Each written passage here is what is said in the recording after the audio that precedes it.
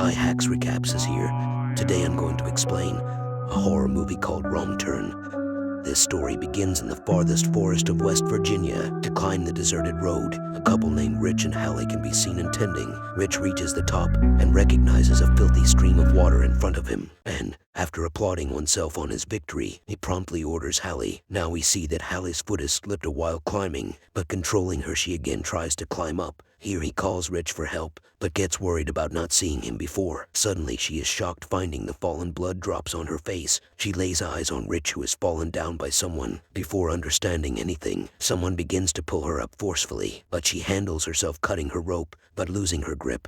She falls down, where she sees Rich's corpse. Seeing him, she starts crying. At the same time, some voices are heard from the mountain. Hearing them, she moves to her car in order to rescue her life, but her foot is trapped in a barbed wire and she falls, and that murderer takes her with him dragging. Now we know the occurrence of robberies in this region, where the news reveals the theft of cars one after another. Even people claim to view witchcraft in this area. We again view a passing car in this region, where we see Chris, who is going for an interview in another city. During the journey, he is caught in a traffic jam, and he finds himself late when the traffic does not move ahead. Getting off the car, he goes to the front standing truck, where he asks the reason of traffic jam from truck driver. Driver tells him that at the distance of 5 miles, a chemical truck has turned upside down, so they have to spend many hours here. Hearing it, he comes to his car and gets in worrying condition. Finding himself stuck in traffic, he turns his car around, and he informs company of his being late, but the phone is disconnected because of the mountain area. In his search for a phone,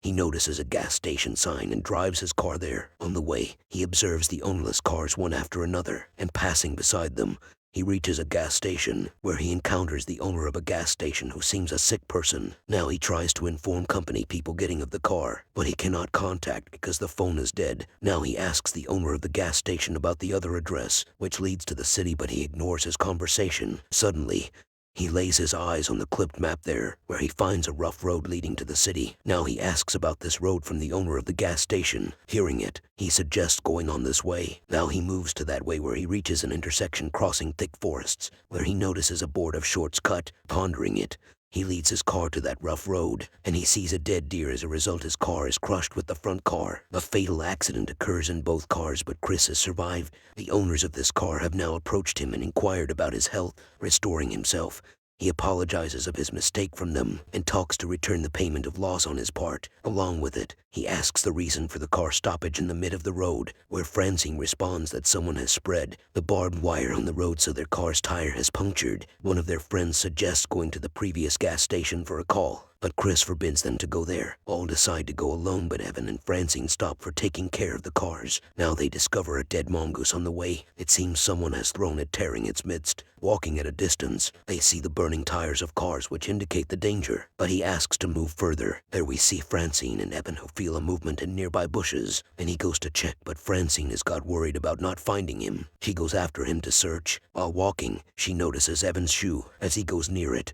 a cut ear of Evan is also seen. Looking at it, she starts crying. Then a person puts her into death attaching. We see the remaining people at the end of the road. All 4 persons go for a helping hand. While walking, they discover a house and move towards it for help. Chris has gone upset noticing the number of cars. He knocks at the door for asking help. Soon they know there is no one in the house. All come inside for making a contact, where they see a dining table. It shows this house has not been cleaned for a long time. On the other side, glasses and car keys are found. Opening the refrigerator, he is left astonished. We find the different limbs in the refrigerator. Jessie sees the same barbed wire which had torn her tire of the car. Now all 4 begin to escape. At the same time, Chris peeps into the window and observes a coming vehicle there. All 4 run to the back door, but finding it locked, all are frightened. On the other side, we see the murderer enter the room and simply throw Francine's dead body. And we see Chris and Jessie, who are scarred and saw her dead body. We see the 3 cannibals, who place Francine's dead body on the table for the first time. They start to cut her with their sharp tools, catching sight of this bloodshed.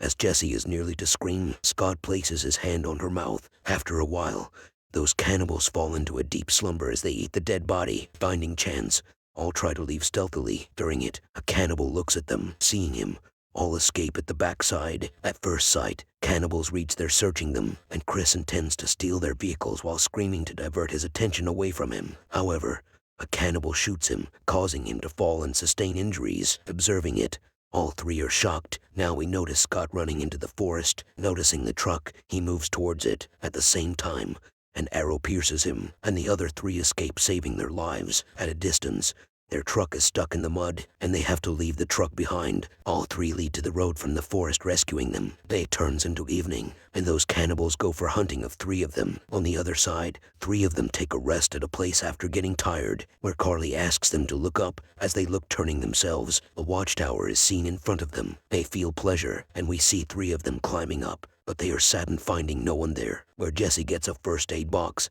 Using it, she dresses Chris. Further, Carly gets an old radio.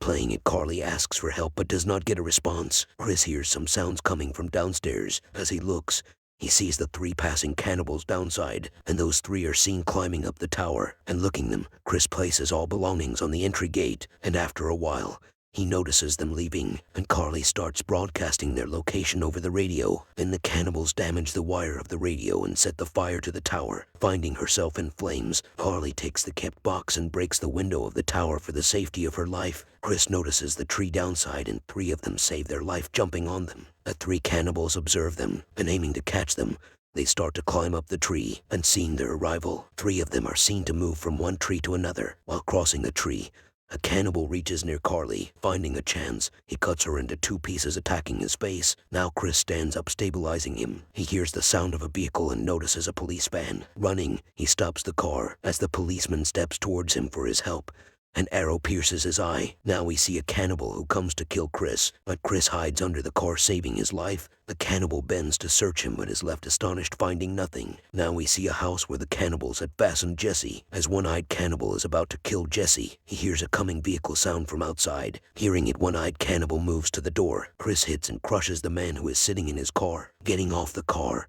he kills the last beast with the pointed arrow attacking him. Chris unbinds Jessie, saving her. A cannibal attacks him during this time. Now Jessie kills the cannibal with an arrow while looking at Chris dying. Both of them will be now leaving home. Chris suddenly focused his efforts on the police engine fuel box. This house was burned down by the large blast. We can now see the road where both of them will have reached the gas station by truck, and the owner of the station locks his door threateningly as he sees a truck impending. Chris exits the truck, detaches the map, and walks away. High